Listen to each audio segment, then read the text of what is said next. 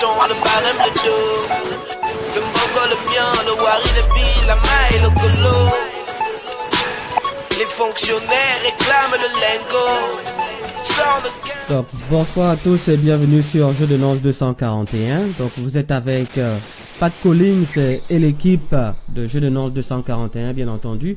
Donc, on a Malcolm du Mapan, James et Simekan Edzan Mapuel. Et aujourd'hui, dans notre émission, comme convenu, nous avons notre invité, Jean-Gaspard Toutoum Ayi, qui est ici cadre à l'Union nationale et aussi porte-parole du président Jean Ping. Bonsoir. Bonsoir. Voilà, donc on a un peu beaucoup de retours de votre côté là. J'ai l'impression qu'on a beaucoup de retours de votre côté. On a beaucoup de retours de votre côté. Est-ce que vous êtes dehors? Oui, je suis à l'extérieur. Okay, je suis à la terrasse de chez moi, quoi, oui. Ok, parfait. Donc, comme je disais, nous sommes avec Jean-Gaspard Toutoum Ayi, qui est le cadre à l'Union nationale et aussi le porte-parole du président Jean Ping. Et dans mon panel, actuellement, nous allons les mettre sur Résistance TV et sur Jeu de Nance 241. Je suis avec Malcolm du Mapan. Bonsoir. Bonsoir, Pat Collins. Bonsoir à tous les auditeurs. Bonsoir, monsieur Jean-Gaspard Toutoum Ayi. Bonsoir, Malcolm. Parfait. Et ensuite, on a Mapuel. Mapuel, bonsoir. Oui, bonsoir Pat Collins, bonsoir à tous les auditeurs, bonsoir monsieur Jean-Gaspard Toutoum. Parfait. Bonsoir. On a James. Bonsoir James. Bonsoir colonel Pat Collins, bonsoir à tous nos auditeurs et bonsoir monsieur Jean-Gaspard Toutoum Ayi. Merci, bonsoir. Bonsoir Adora. Ensuite, on a Simekan Edzan. Bonsoir Simekan. Bonsoir à tout le monde, bonsoir monsieur Toutoum Ayi et bonsoir aux auditeurs. Voilà. Donc, bonsoir tout le monde. Donc, comme je le disais, nous allons émettre sur Jeu de Nance 241 Résistance TV. Nous émettons sur YouTube et sur Skype, et sur YouTube bien entendu et sur Facebook. Donc, je vais passer la main à Malcolm du Mapan pour ce qui est de la présentation de notre invité. Oui, merci Pat Collins. Monsieur Jean-Gaspard Toutoum Ayi, on va débuter notre émission avec des questions qui ont trait plutôt à vous, tout simplement, pour que les auditeurs, les téléspectateurs, les internautes de Jeu de Nance 241 et Résistance TV puissent mieux vous connaître. Donc j'espère que vous allez répondre à nos questions le plus sincèrement possible. Monsieur Jean-Gaspard Toutoum Ayi, quelle est votre date et lieu de naissance? Je suis né le 26 mai 1968 à Libreville. D'accord, merci. À l'hôpital général. Pas à l'hôpital Jean Ebory. Non, ça n'existait pas encore, je crois. Ok. Est-ce que vous avez votre acte de naissance en bonne et due forme? Oui, je l'ai à la mairie de Libreville. En général, quand j'ai besoin de mon acte de naissance, je vais à la mairie, on me le donne. D'accord. Pourquoi vous avez choisi d'être le porte-parole de Jean Ping? Ou en tout cas, accepter d'être le porte-parole de Jean Ping? Ah, je préfère ça parce que je n'ai pas choisi, j'ai accepté parce que on me l'a proposé. Moi, j'étais, comme militant de l'Union nationale, membre de l'équipe de campagne de Casimiro Yemba. Lorsqu'il y a eu renoncement de cette candidature pour la candidature unique de Jean Ping, on a formé une équipe commune de campagne. Et le hasard a voulu que ce soit moi parce que dans l'équipe de campagne de Monsieur Yemba, je m'occupais du scrutin. Et puis, quand il y a eu l'équipe de campagne de Monsieur Ping, on m'a demandé de m'occuper de la communication. En fait, j'ai jamais eu le titre de porte-parole. J'étais responsable de la commission communication et donc c'est moi qui étais amené à prendre la parole. Et les journalistes ont dit que j'étais porte-parole. Je n'ai pas jugé nécessaire de remettre cela en cause. D'accord. En tant que porte-parole, quels sont les rapports que vous entretenez avec la galaxie Jean Ping? Je ne sais pas ce que vous appelez la galaxie Jean Ping. Avec les gens qui étaient du premier cercle de Jean Ping avant la fusion de tous les candidats. Moi, je ne confonds pas les relations relations personnelles avec les relations associatives ou professionnelles. Donc, j'ai avec tous ceux qui travaillent autour de la candidature de Jean Ping avant l'élection et autour de sa élection, des rapports qui sont des rapports normaux, chacun est à sa place. Moi, je suis responsable de la communication, je l'étais pendant la campagne, je le suis encore en communication, et j'ai avec tous ceux qui sont autour de cette action politique, les rapports les plus courtois et les plus amicaux qui soient. Donc, je n'ai aucun problème dans mon activité avec ceux qui s'occupent de politique. D'accord. On dit souvent que la communication est à la base de toute relation.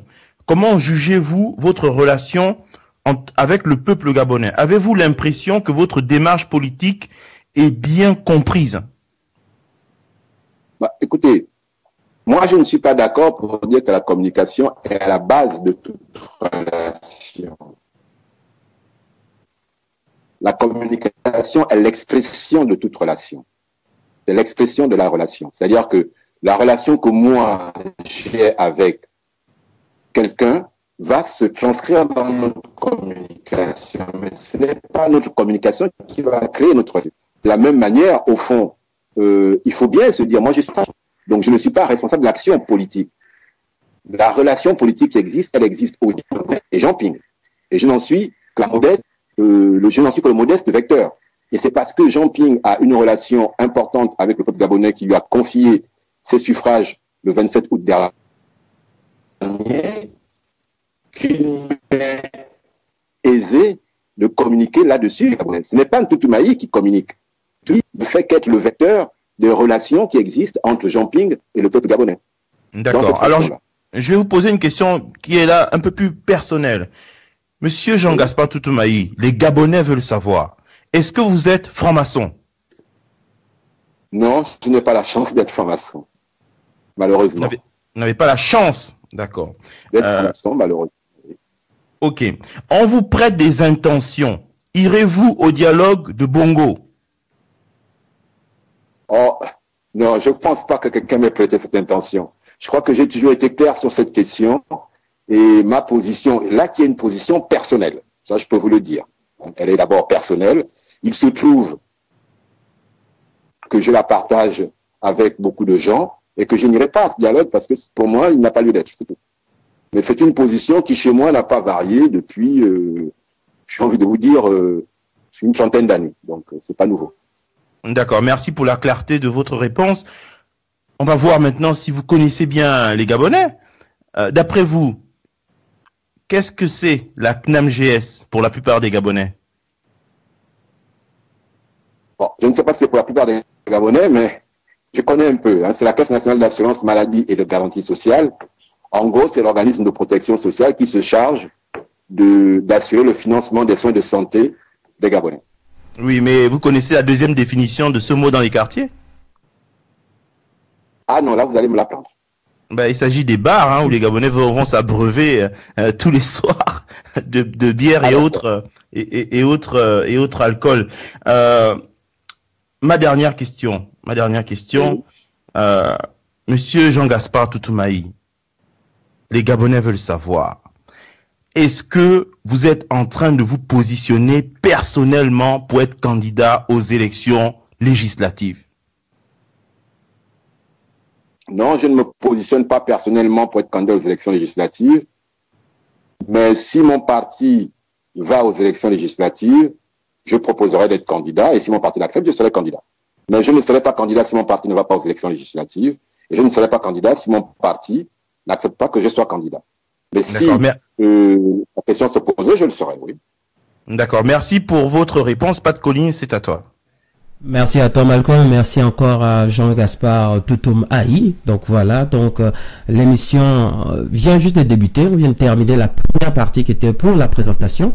Donc on va aller dans les questions économiques, bien entendu, dans l'actualité. La première question que je vous poserai ici, monsieur Jean-Gaspard Toutoum Aïe, c'est les Gabonais de France sont allés manifester devant le siège de Bolloré. Qu'en pensez-vous? Déjà, deux choses. La première chose, c'est que vous, comme vous le dites, ils sont allés manifester au siège de Bolloré. Ils n'ont pas été chassés, ils n'ont pas été caillassés, ils n'ont pas été frappés. Ça montre bien qu'au fond, dans un pays qui n'est pas le leur, la France, des citoyens et même des étrangers peuvent exprimer une opinion politique. Ça, c'est la première chose. La deuxième chose, c'est que je suis agréablement impressionné par le civisme de nos compatriotes qui sont à l'étranger, dont on aurait pu penser à quelques années qu'ils s'intéressaient peu à ce qui concernait leur pays. Et comme vous le voyez en France, particulièrement parce que c'est de là qu'on a le plus d'informations, mais ça se passe aussi dans d'autres pays, depuis le mois de septembre, les Gabonais ne cessent d'exprimer leur désaccord total avec ce qui s'est passé dans leur pays. Ça, c'est le deuxième enseignement que j'en tire qui est important. Le troisième enseignement qui est l'objet, en fait, de la manifestation, c'est que nos compatriotes pensent que la situation chaotique dans laquelle se trouve notre pays est encouragée par des milieux d'affaires qui ont intérêt à ce que notre pays reste dans cette situation. Et les Gabonais ne l'acceptent plus. Et ils sont allés le dire en manifestant devant le siège de Bolloré et en désignant Bolloré comme un des milieux d'affaires qui participent de cette situation qui n'est pas bonne pour notre pays. Et je ne peux que m'en féliciter parce que je partage aussi ce point de vue. Parfait. Donc, vous avez quand même évoqué quelque chose tout à l'heure. Vous avez parlé de septembre. Moi, ce que je vais repartir ici, c'est déjà toute la contestation des résultats de l'élection présidentielle. Donc, ça fait 6 mois aujourd'hui, pas jour pour jour, mais environ 6 mois. Quel est le bilan que vous en faites? C'est d'abord celui de la constance. Celui de la constance dans le fait que un samedi, c'était le 27 août 2016, les Gabonais sont allés, comme citoyens, choisir la personne qu'ils voulaient désigner pour conduire leur destin commun. Ce choix leur a été nié, ce choix leur a été volé par d'autres compatriotes au prix de vies humaines, il faut le dire, au prix de massacres de vies humaines, au prix d'arrestations, de brutalité, et j'en passe. Et contre toute attente, au fond, les Gabonais ont refusé d'accepter de subir cela. Et depuis 6 mois, ils continuent de dire qu'ils n'accepteront pas cela. Et je pense que les plus avisés devraient en tirer les conséquences le plus rapidement possible pour arrêter l'hémorragie. C'est la suggestion que je puis faire aux uns et aux autres. En disant, les Gabonais font clairement comprendre à leur pays et au monde qu'ils n'ont pas l'intention de s'en laisser compter cette fois-ci. Et que ceux qui sous-estiment cela pourraient la prendre à leurs dépens. C'est ce que je peux dire. Ok, parfait. Donc, merci. Et Malcolm Dumapan, est-ce que tu voulais rebondir sur une question? Oui, absolument, Pat Collins. Oui. Et vu que nous sommes sur des questions d'actualité, là, moi, j'ai envie de vous poser une question, monsieur Jean-Gaspard Toutoum Aïe. J'ai envie de vous poser une question et on va prendre l'hypothèse que vous accédez aux responsabilités. Parce que, effectivement, la question du bilan, on vous la pose souvent, le bilan de la gestion de la crise post-électorale.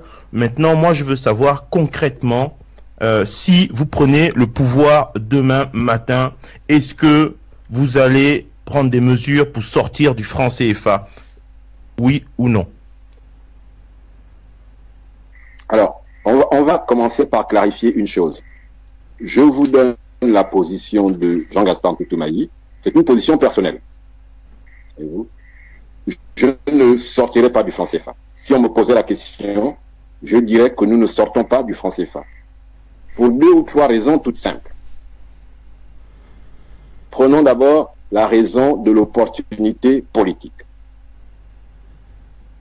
Au Gabon et en Afrique centrale, nous avons des chefs d'État pour qui tricher n'est pas un problème. Vous savez, si le Gabon battait monnaie, c'est un copain qui me l'a dit, n'avait pas tort. Ali Bongo aurait dans sa chambre la machine pour les billets de 10 000. Sa mère aurait la machine pour les billets de 5 000. Son conseiller aurait les billets de 500. Il fabriquerait l'argent tous les jours comme si c'était une photocopieuse.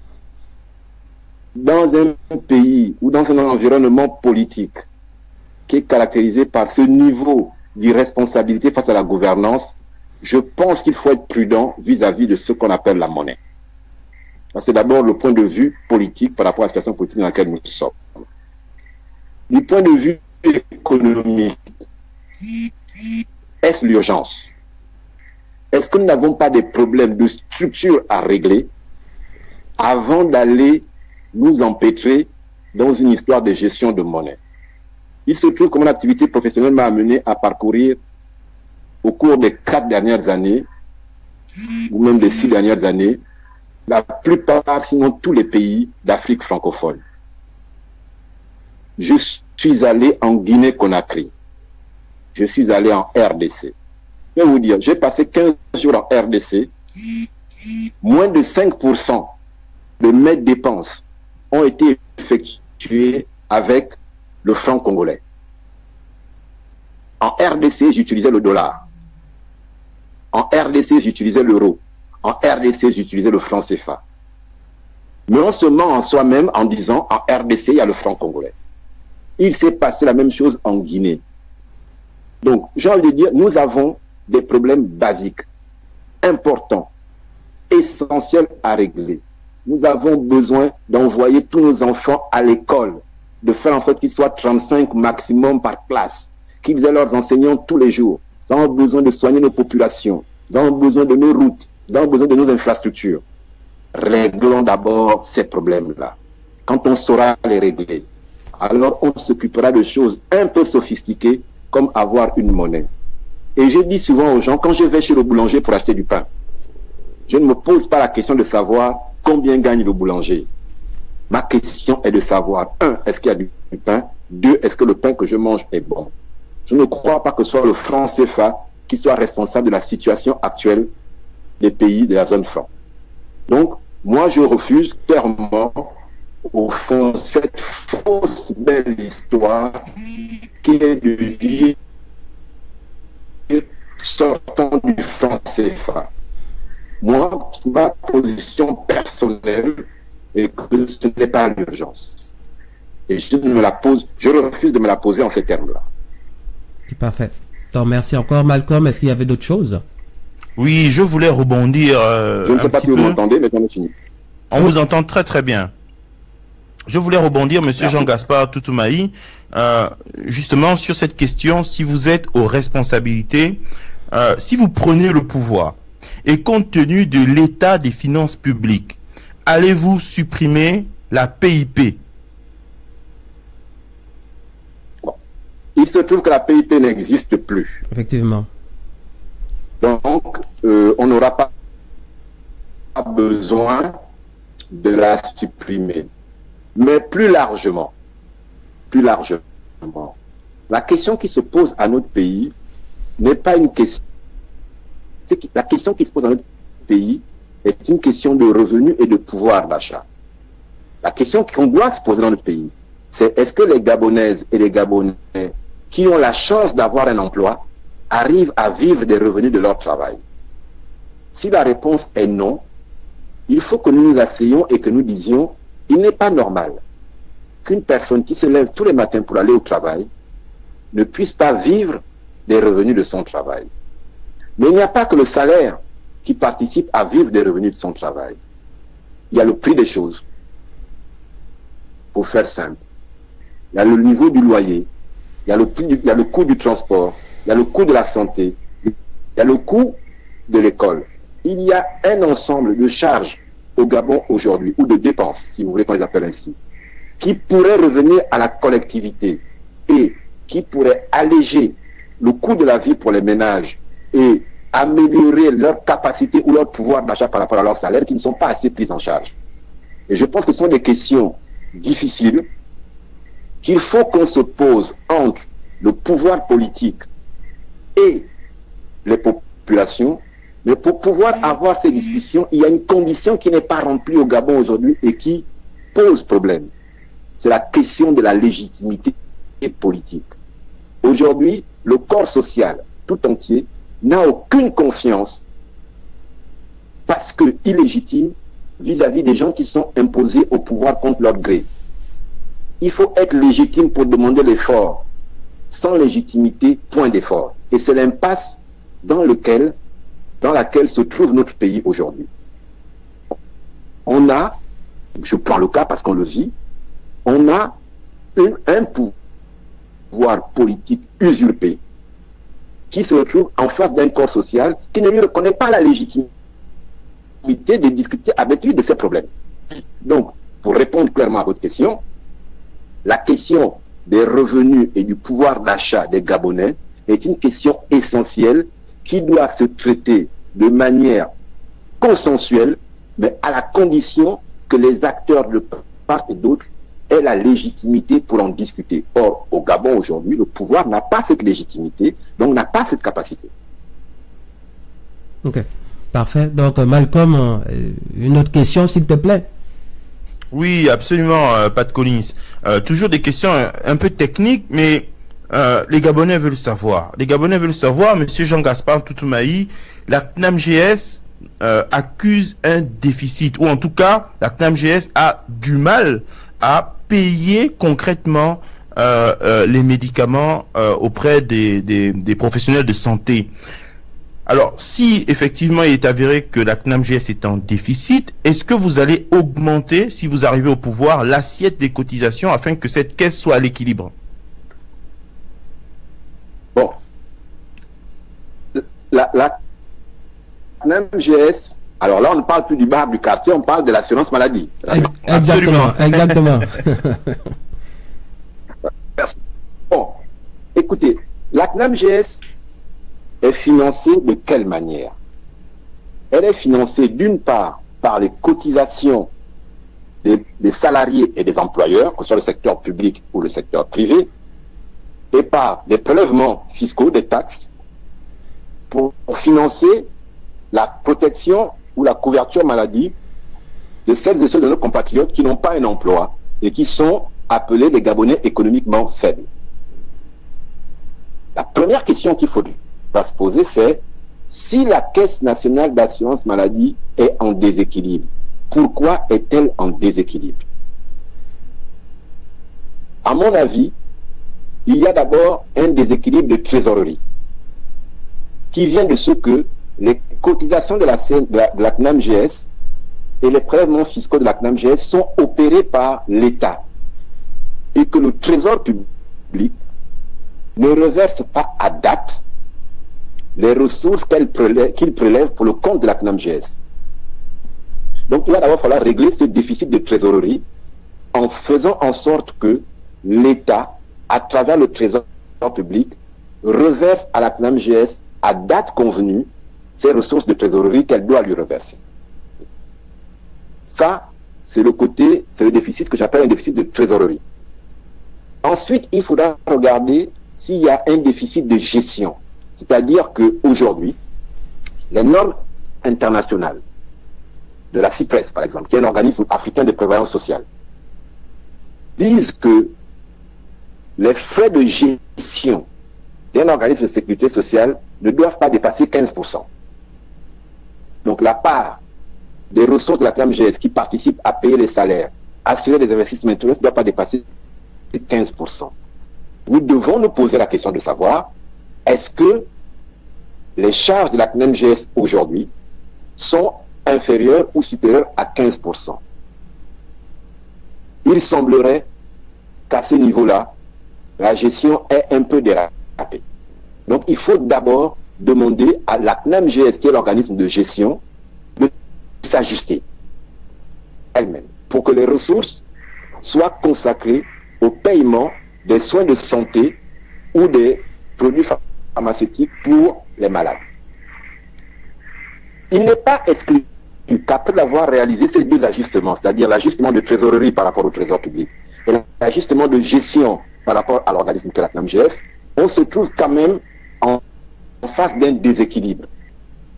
Okay. La CNAMGS est financée par les Gabonais et elle est aussi administrée par les Gabonais. C'est qu'au conseil d'administration de la CNAMGS, on retrouve les syndicats, les employeurs et l'État. Il va falloir s'asseoir ensemble pour savoir quel équilibre on trouve. Ok, parfait. Donc, merci encore pour cet éclaircissement. On va rebondir aussi sur les ajustements structurels, hein, puisqu'on sait que le Gabon a été convoqué à Yaoundé avec les autres pays pairs, hein, de la CEMAC pour prendre une décision aussi sur les problèmes économiques, enfin la crise économique que traverse un peu le monde là, et puis en particulier la sous-région. Et on devait dévaluer le franc CFA et c'était une option qui a été refusée par tous les pays membres de la CEMAC. Donc ils ont préféré des ajustements structurels. D'après vous, en voyant déjà la crise actuelle, est-ce que vous pensez que les ajustements structurels vont être là pour plus se faire ressentir au niveau des ménages, ou ce serait un moyen ici de pouvoir régler le problème? Parce que plusieurs ménages actuellement, bien qu'il n'y a pas encore d'ajustement structurel, mais les ménages ont déjà du mal à s'en sortir. Est-ce que les ajustements structurels qui vont arriver vont être le coup de massue?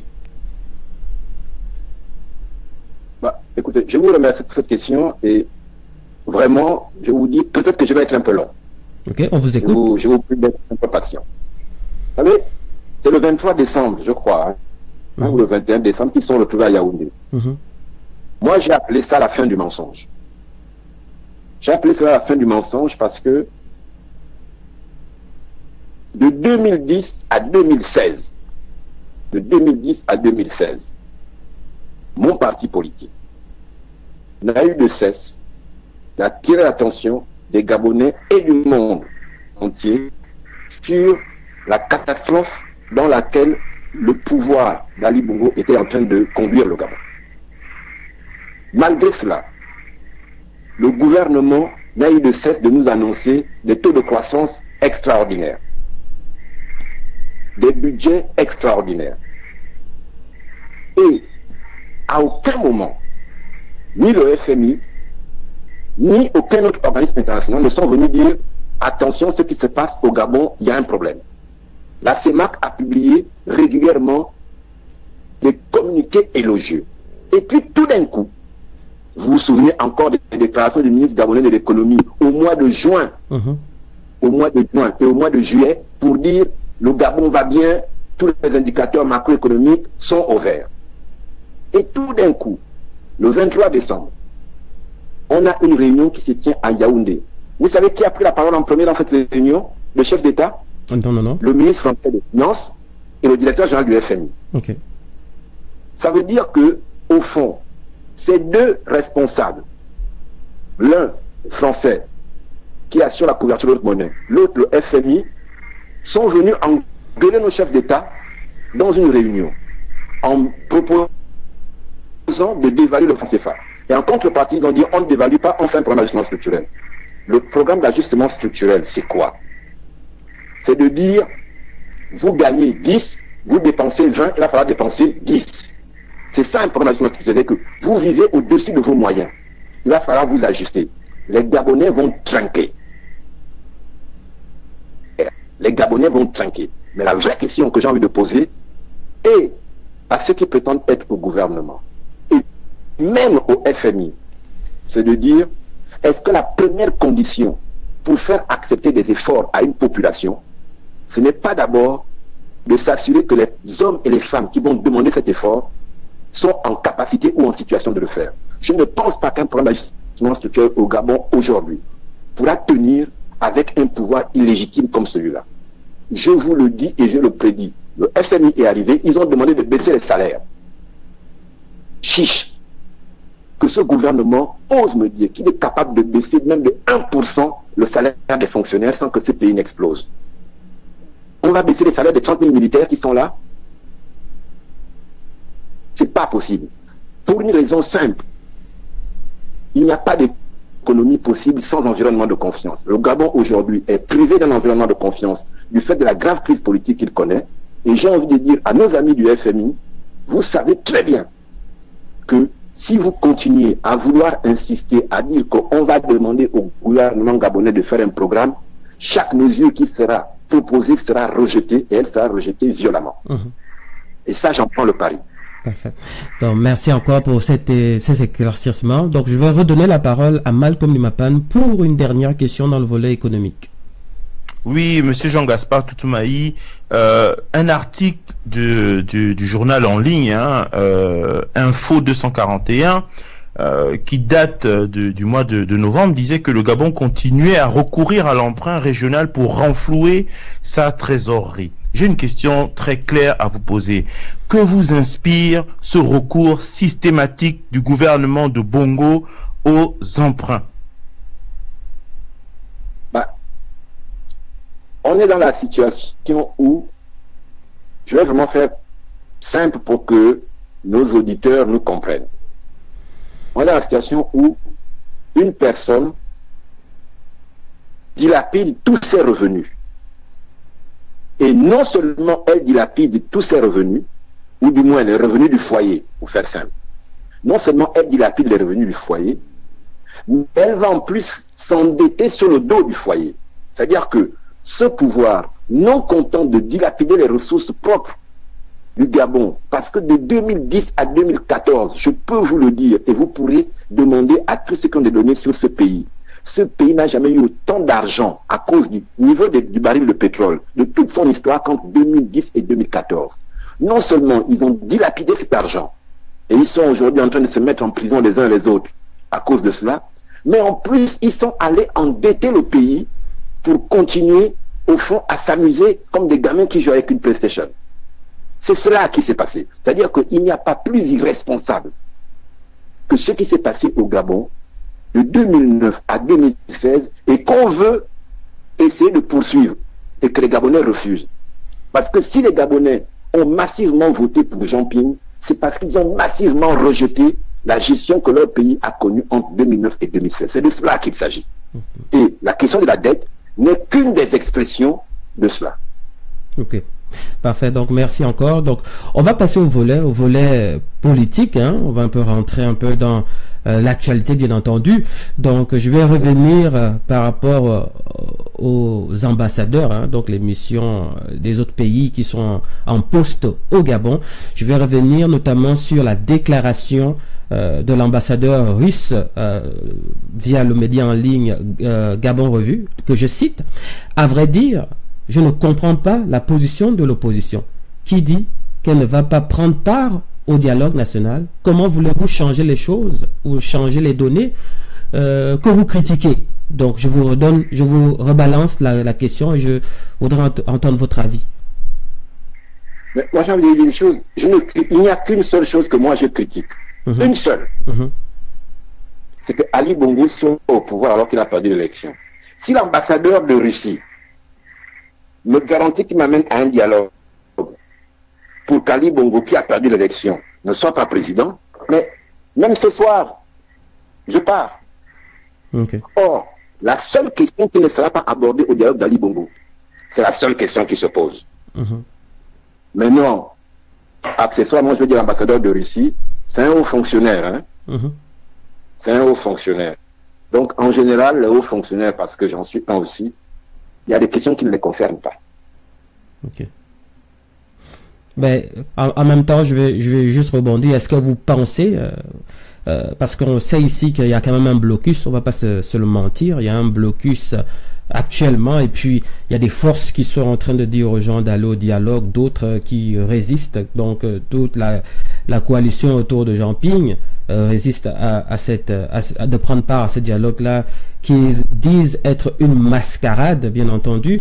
Et je voudrais revenir un peu sur la communauté internationale. Donc, est-ce que la communauté internationale fait-elle toujours partie de l'équation de l'alternance politique au Gabon? Mais la communauté internationale, c'est un partenaire. Tous les partenaires font partie de l'équation. Mais est-ce que ce sont eux qui sont au centre de la réponse? Je ne crois pas. C'est un problème qui concerne le Gabon et les Gabonais. Donc, ceux qui sont au centre de la réponse à cette question, ce sont les Gabonais. La communauté internationale viendra toujours en soutien, et je crois qu'elle est venue en soutien plus que de raison, parce que de vous à moi, quand on parle de démocratie et d'état de droit au monde, ce n'est pas le pays de l'ambassadeur que vous avez cité qu'on cite en premier. Donc, sa position, elle est aussi conforme à de là où il vient. D'accord? Mais ce n'est pas la communauté internationale qui sera et qui fera du Gabon ce qu'il deviendra. Ce sont les Gabonais eux-mêmes. Donc, si je comprends bien, c'est que c'est d'abord une affaire de Gabonais, et maintenant, si les autres veulent, par leur expérience de démocratie, nous aiguiller, ben à ce moment, toute aide partenaire est toujours acceptée. C'est bien ça? C'est de cela qu'il s'agit. Je vous remercie. Merci encore. Donc, je vais aller un peu plus loin dans notre réflexion, puisqu'on est toujours dans l'actualité. Donc, on a eu vent de la tournée républicaine du président Jean Ping. Donc, quelles sont les motivations et pourquoi ne l'avoir pas fait à envisager bien avant? Les motivations sont celles qui consistent à dire que le président Jean Ping a d'abord répondu à l'appel de ses compatriotes qui demandaient à le voir et qui demandaient à comprendre la situation. C'est de cela qu'il s'agit. Il va aller au-devant les Gabonais, les rencontrer pour leur expliquer la situation et leur expliquer les positions ou les démarches qui ont été les siennes au regard de cette situation. C'est cela qui explique le fait que Jean Ping ait entrepris avec ses pairs de la coalition d'aller prochainement en Congo. Mais pourquoi maintenant? Pourquoi pas avant? Parce qu'on est quand même à 6 mois de contestation, comme on peut dire 6 mois. Pourquoi ne pas avoir fait ça il y a 3 mois, il y a 4 mois? Pourquoi 6 mois après? C'est un peu la question qu'on se pose. Parce que je pense qu'il y avait un ensemble d'échéances qui devaient d'abord passer, parce que Jean Ping ne va pas aux côtés des Gabonais pour danser la canne avec eux. Il va pour répondre à des questions. Et donc, avant d'aller les voir, il faut d'abord qu'il ait lui-même les réponses à ces questions. Il y avait un ensemble d'échéances politiques, aussi bien au niveau national qu'international, qui nécessitaient qu'elles soient d'abord traitées avant que Jean Ping n'aille au-devant des Gabonais. Il fallait qu'il aille au-devant des Gabonais avec des réponses aux questions que les Gabonais peuvent se poser ou pourraient lui poser. Parfait. Donc, je vais redonner la parole ici à Malcolm Limapan. On t'écoute. Oui, monsieur Jean-Gaspard Ntoutumayi, vous êtes un responsable politique réfléchi. Vous parlez bien et tous les auditeurs peuvent s'en rendre compte. Monsieur Jean-Gaspard Ntoutumayi, sans langue de bois, est-ce que vous pouvez enfin dire aux Gabonais qui vous écoutent comment Jean Ping va prendre le pouvoir à Ali Bongo Ondimba? Le pouvoir n'appartient pas à Jean Ping. Comme il n'appartient pas, le Gabon est une république. Le souverain, c'est le peuple gabonais. C'est à lui qu'appartient le pouvoir. Et c'est lui qui a décidé, le 27 août dernier, de le confier à Jean Ping. Ce pouvoir que le peuple gabonais a confié à Jean Ping a été, alors on va utiliser un terme courant, a été braqué au passage par Ali Bongo, comme il avait déjà fait 7 ans auparavant. Jean Ping a dit qu'il n'est pas d'accord avec cette manière de faire. Parce que notre pays a choisi d'être un état de droit, parce que notre pays a choisi d'être une démocratie, et que nous n'avons pas choisi de dire c'est le plus bandit qui devient président. Le peuple gabonais a dit à Jean Ping, nous non plus, nous ne sommes pas d'accord. nous non plus, nous ne sommes pas d'accord. C'est maintenant au peuple gabonais et à Jean-Ping d'imposer leur désaccord à Ali Bongo. Vous comprendrez que sans que ce ne soit de la langue de bois, je ne puisse aller plus loin. Mais je vais vous poser juste une question. Ceux qui parmi vous, parce que je sais que vous êtes à travers le monde, ceux qui parmi vous vivent au Gabon, j'ai envie de leur poser une question simple. Ali Bongo a pris le pouvoir. Il est installé au palais du bord de mer. Il a même nommé un gouvernement. Il a même l'armée. Il a même la garde républicaine. Il a l'Assemblée, il a le Sénat. Pourquoi il s'agite?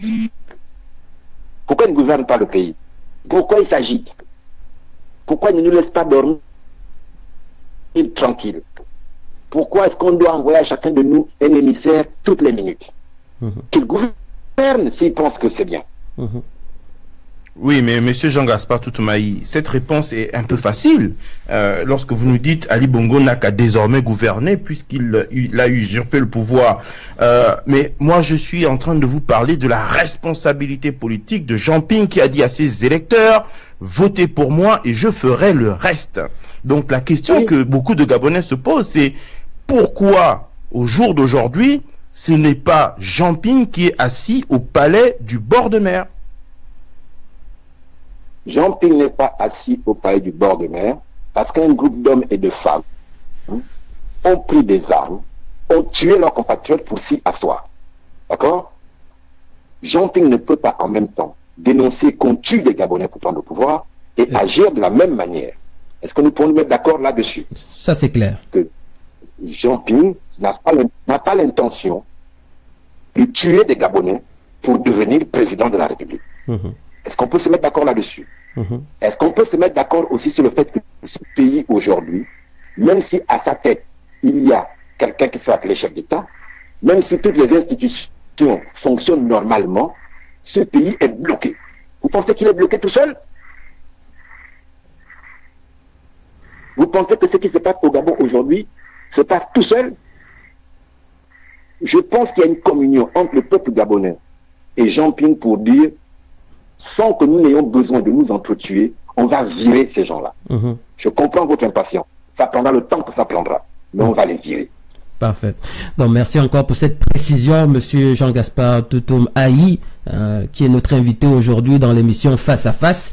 Et nous émettons sur Jeux de Nonce 241 et sur Résistance TV, sur 2 plateformes, Facebook et YouTube. Nous allons continuer notre petite démarche là. Les questions sont de plus en plus intéressantes et les réponses aussi. Je tiens déjà à remercier Jean-Gaspard pour cette clarté dans les réponses. Donc on va aller un peu sur le terrain parce que on a un peu parlé de la diaspora, on a un peu parlé du mouvement qui se passe à l'extérieur du pays.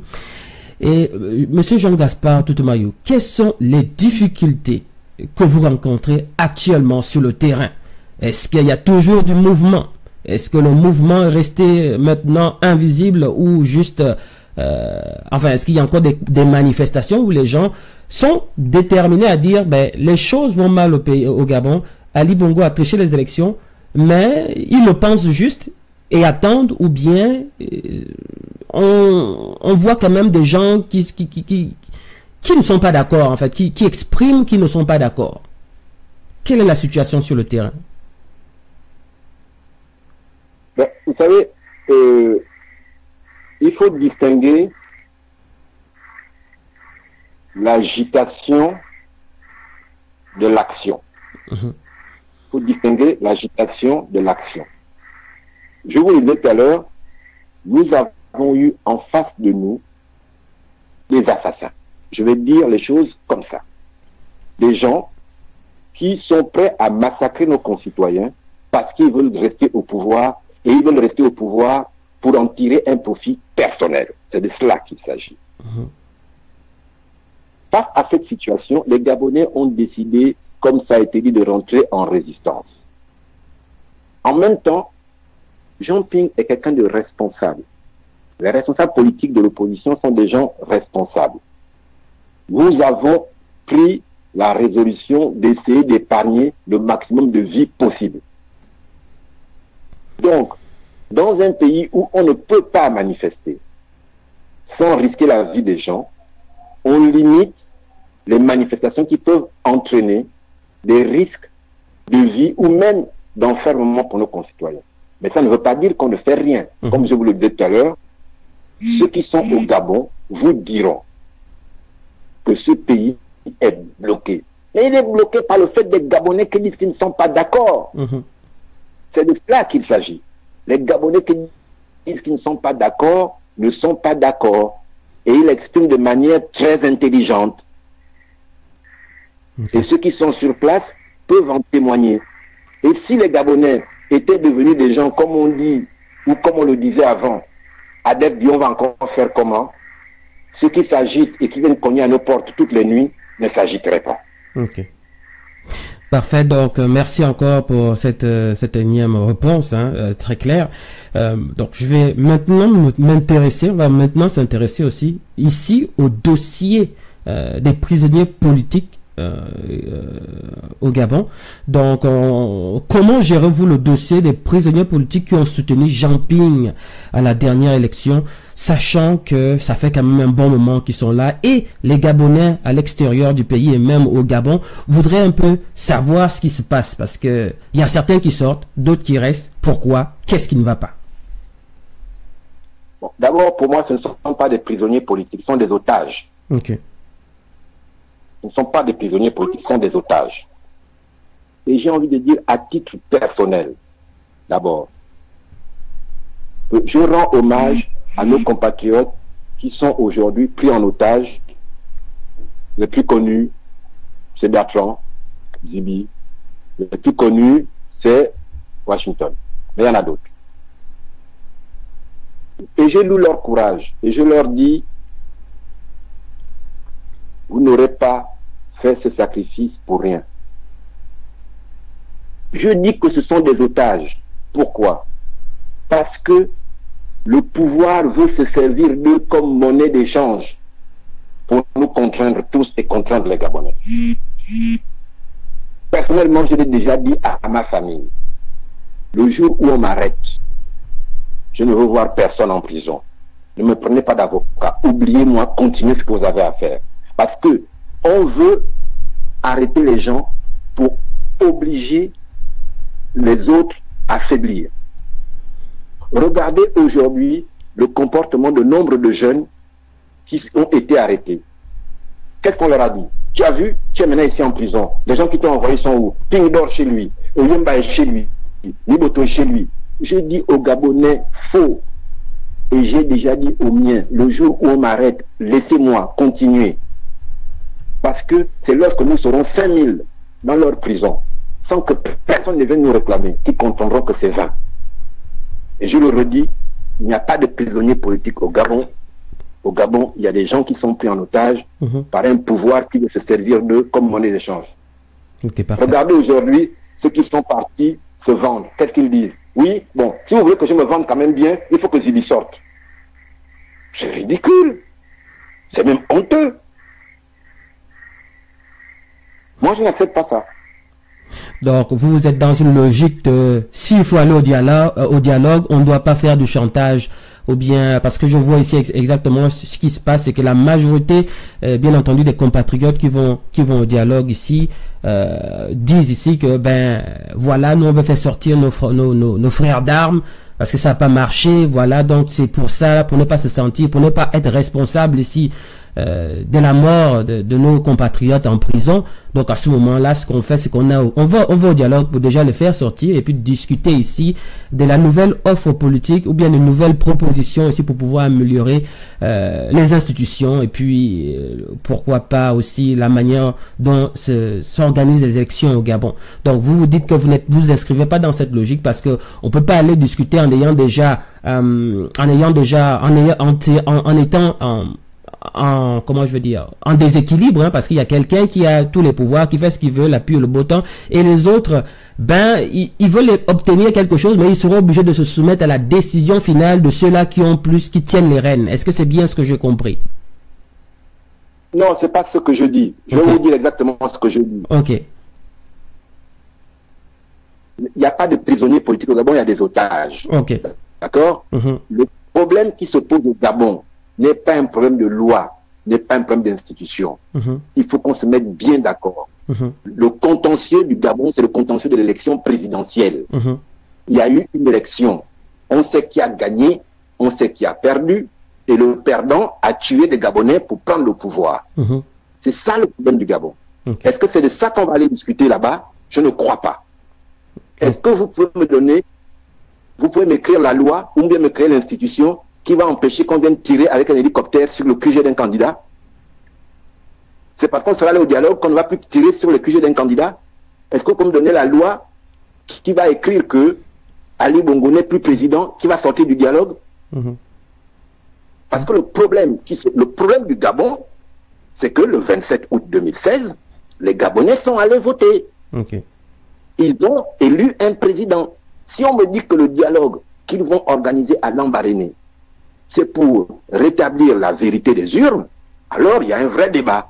Or, je suis sûr d'une chose, c'est que cette question ne sera même pas inscrite à l'ordre du jour de leur débat. Parce que le postulat de départ pour aller à Lambaréné, c'est que Ali Bongo est président, et la preuve, il a pris un décret.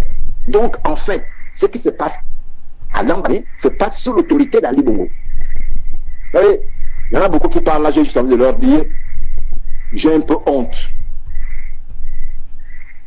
Et je m'arrête là pour ne pas être vulgaire. Donc, merci à vous. Donc, je vais passer la parole à Malcolm Dumapan qui a une question pour vous. Oui, monsieur le porte-parole de Jean-Ping et cadre de l'Union nationale, j'aimerais vous poser une question. Au moment où monsieur Jean-Ping se lance dans une tournée nationale, que pensez-vous, monsieur Jean-Gaspard Toutoumai? Que pensez-vous des voix qui se lèvent actuellement dans la diaspora, mais aussi au Gabon, et qui appellent à la désobéissance civile comme action pour pouvoir destituer ou enlever Ali Bongo du bord de mer? Mais j'ai envie de dire à ces voix-là qu'elles vont juste rejoindre celles qui y sont déjà. Je pense que, à leur manière, en grand nombre, les Gabonais sont déjà dans cette logique aujourd'hui au Gabon. Dans les faits, si on regarde bien ce qui se passe dans ce pays, les Gabonais sont déjà dans cette logique, qui est de contester par l'inaction ou par le refus ce pouvoir qui veut s'imposer à eux. Je pense que c'est déjà le cas. Mais juste pour revenir là, est-ce que de manière officielle, je sais pas, ou bien parce que les gens voudraient, vous savez, on est encore dans une société où les gens suivent encore des leaders. C'est vraiment ce qui est difficile, parce que ceux qui sont à l'étranger ici, ils ont quand même une certaine appréhension de l'action citoyenne, parce que justement il y a certains droits qu'on reconnaît aux gens qu'on ne reconnaît pas aux citoyens gabonais au Gabon. Par exemple, le droit de manifester librement, ben on ne l'a pas au Gabon, et donc ils sont un peu au Gabon, ils aimeraient entendre un peu un leader ou quelqu'un qui est proche de Ping donner une stratégie pour dire, les gars, bon, ce qui se passe maintenant là, faites tout ce que vous pouvez pour boycotter, ne faites rien, faites mal, un peu ça, genre boycotter carrément le tout. Mais ce qui arrive, c'est que lorsque les activistes, pour la majorité, et les personnes qui sont quand même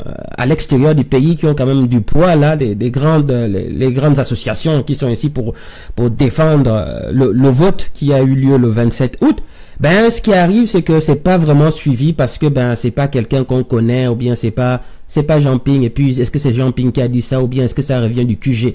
Qu'est-ce que vous avez à dire par rapport à ça? Que nous ne faisons pas du spectacle, nous sommes sérieux. Ok. J'essaye vraiment de vous le dire, nous sommes sérieux. Regardez vous-même la situation d'activité du Gabon aujourd'hui, et je vous dis que ce n'est pas une génération spontanée. Ce n'est pas une génération spontanée. Ok. Il y a l'école au Gabon aujourd'hui? Pas vraiment. Il n'y en a pas. Et à cause de quoi? Ben parce que il y a une grève des syndicats. C'est à cause de l'élection. Vous ne pensez pas que c'est à cause de l'élection? Vous ne pensez pas que, au fond, avant d'être syndicalistes, les enseignants qui chez eux en ce moment sont des Gabonais qui n'acceptent pas ce qui s'est passé. Vous pensez que les compagnies pétrolières et les entreprises qui sont en grève tous les jours, il y a juste les petits conflits sociaux d'entreprises, pour légitimes qu'ils soient, qui sont la cause de ça? Quand vous avez des problèmes avec votre ami, même ce que vous pouviez accepter la veille, vous devient intolérable, inacceptable. D'accord? C'est la situation dans laquelle on est aujourd'hui au Gabon. Mais chaque société ou chaque révolte doit s'adapter à son environnement. Je puis vous dire qu'en ce moment même, les Gabonais sont en train de faire leur révolution en fonction de l'environnement du Gabon. Ne sous-estimez pas cela. Okay. Le Gabon n'est ni la France, ni le Venezuela, ni la Nouvelle-Zélande. Le Gabon, c'est le Gabon. Et je dis que le Gabon est en train de faire sa révolution en fonction de l'environnement du Gabon. Vous pouvez me croire. Parfait. La preuve, oui. même ce qui se passe aujourd'hui. Vous l'avez déjà vu les Gabonais le faire avant? Non, mais bien entendu. Non, c'est ce que je voulais dire. Parfait. Bah, merci à vous. Et puis, je vais redonner la parole à Malcolm Dumapan. Hein. Je crois qu'on est en train de s'acheminer vers la fin de cette rubrique. Donc, Malcolm Dumapan, c'est à toi. Absolument, absolument. Pat Collins, hein, je rappelle à tous les auditeurs que vous êtes toujours en direct sur Je dénonce 241 et sur Résistance TV, et que ce soir nous sommes avec le porte-parole de Jean Ping, et qui est également un cadre de l'Union nationale, donc monsieur Jean-Gaspard Toutoumaï. Monsieur Jean-Gaspard Toutoumaï, j'ai une question directe à vous poser. Qui gouverne le Gabon? Est-ce que c'est Ali Bongo Ondimba ou c'est le tandem Total Bolloré?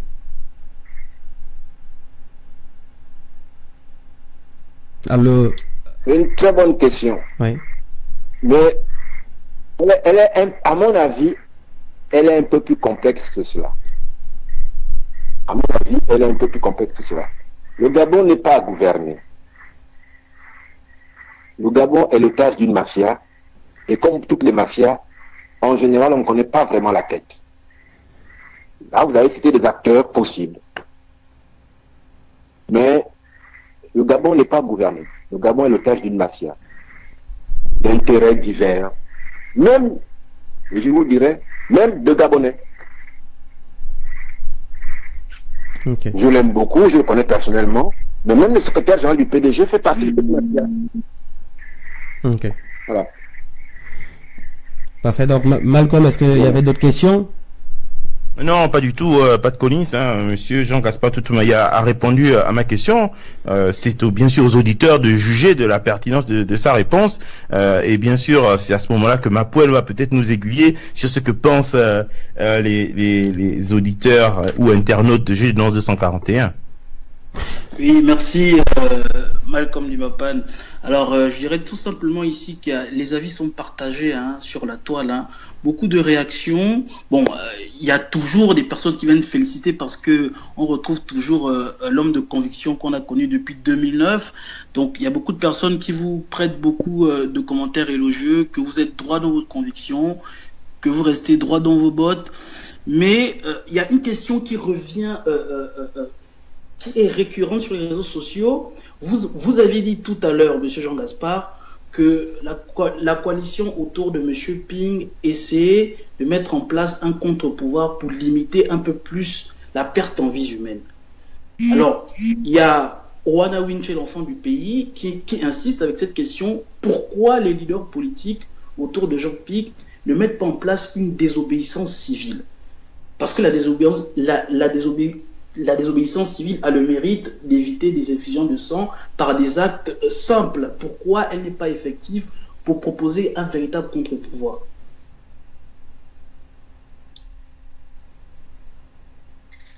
Je le disais tout à l'heure, chaque pays fait sa révolution en fonction de son environnement.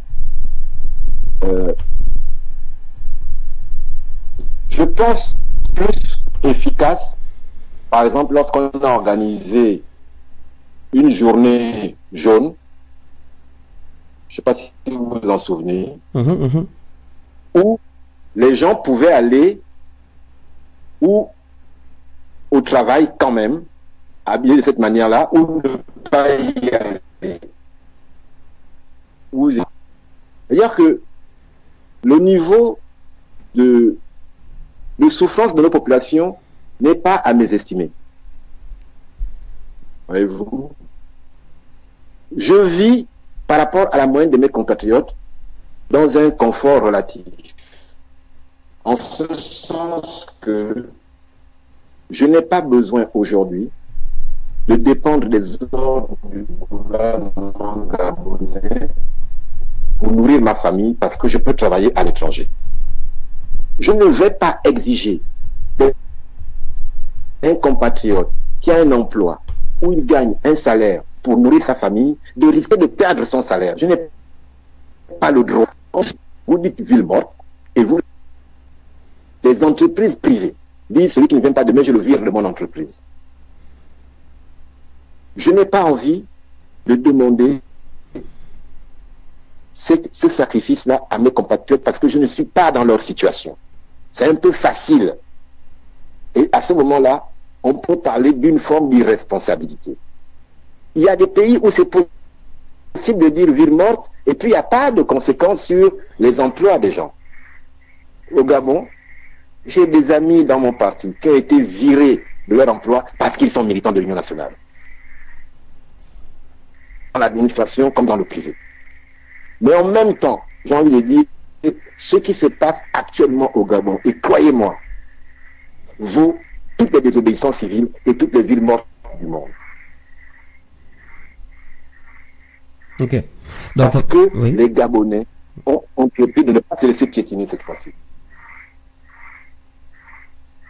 Ok, merci beaucoup, monsieur Jean Gaspari, pour votre question. Et j'espère que les auditeurs aujourd'hui ont trouvé déjà des éléments de réponse sur la question de la désobéissance civile.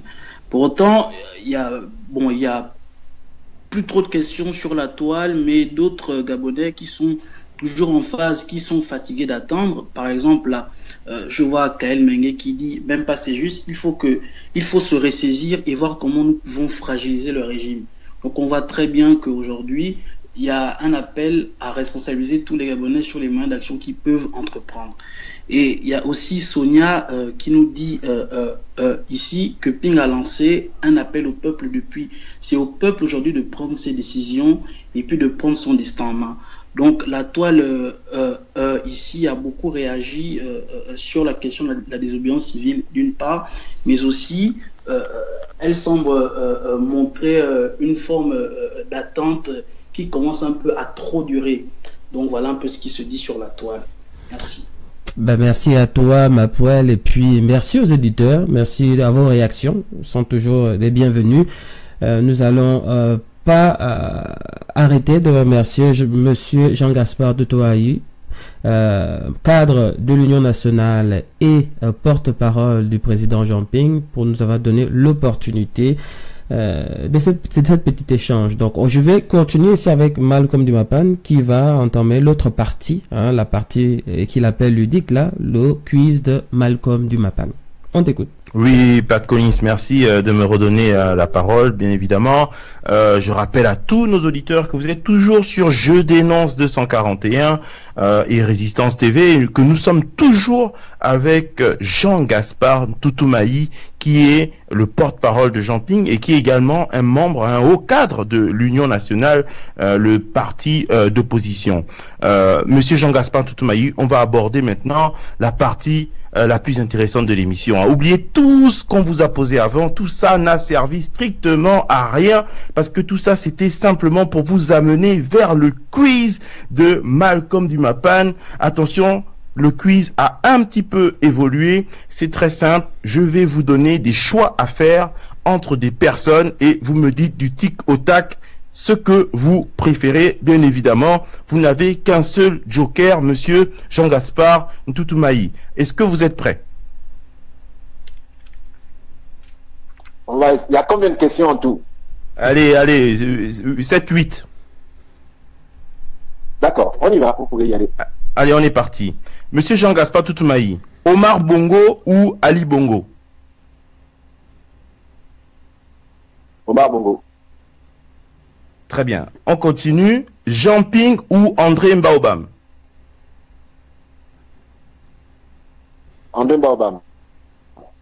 Manganga Moussavou ou Bruno Ben Moubamba? Joker. Entre la peste et le choléra, on a du mal. Alors là, vous n'allez pas vous en sortir parce que les prochaines vont être aussi rudes. Alors, Patience Dabani ou Annie-Flore Bachelélis? Annie-Flore. La Galaxie Jean Ping ou l'Union Nationale? L'Union Nationale. Étienne Massard ou Hervé Opianga? Étienne Massard. Élection législative avec Ali ou Révolution citoyenne? Révolution citoyenne. Gros Bouquet ou DGR?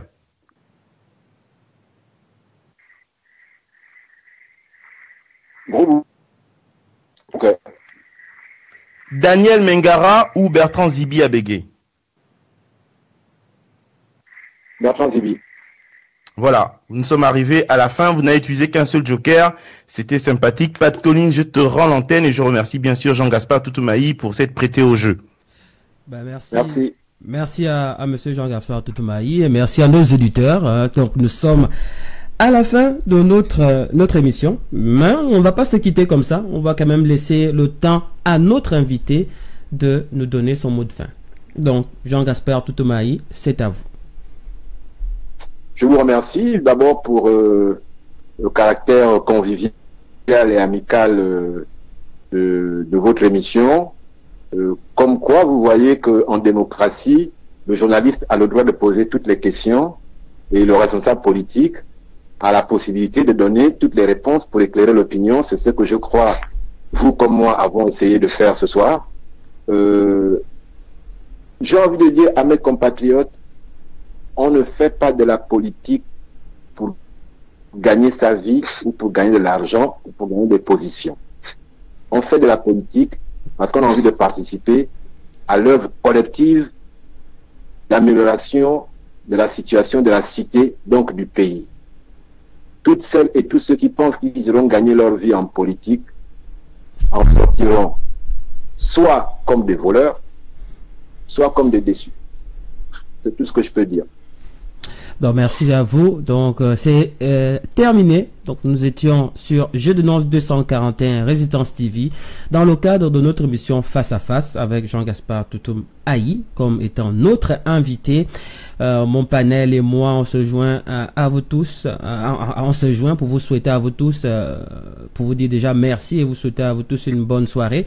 Je vais remercier spécialement Mona Winche, Danger aussi, et on a aussi Franck Joctarn, on a Sonia, on a Grazi et pour tous ceux que j'ai oublié là, Nina et vous êtes tellement nombreux. Je vais passer la parole ici à Malcolm Dimapan pour son mot de fin.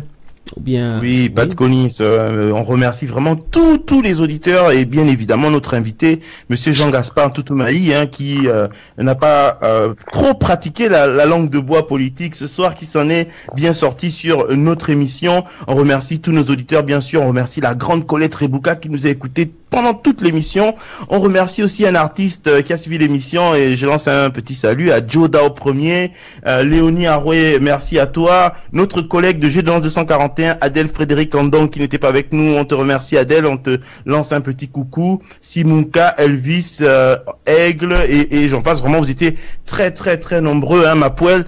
Tu peux nous donner peut-être quelques statistiques là ce soir sur le nombre de personnes qui ont suivi notre émission et qui étaient en direct sur Jeux de Nonce 241 ce soir. Oui, bien sûr, Malcolm. Alors, il faut dire que sur la plateforme YouTube de Jeux de Nonce 241, nous avons enregistré plus de 200 personnes qui étaient sur le direct. Donc, il y avait 200 personnes qui étaient connectées en direct pendant toute l'émission. Et du côté de Facebook, nous avons enregistré plus de 150 personnes. Donc, ça nous fait une moyenne qui varie entre 350 et 400 personnes qui suivaient l'émission en direct. Et après, il faut savoir que ça va varier. Il y en a qui ont peut-être suivi l'émission, après ils ont arrêté, ils ont suivi 2 minutes, après ils ont arrêté. Mais les chiffres vont augmenter parce qu'il y a la rediffusion toujours. Donc voilà un peu.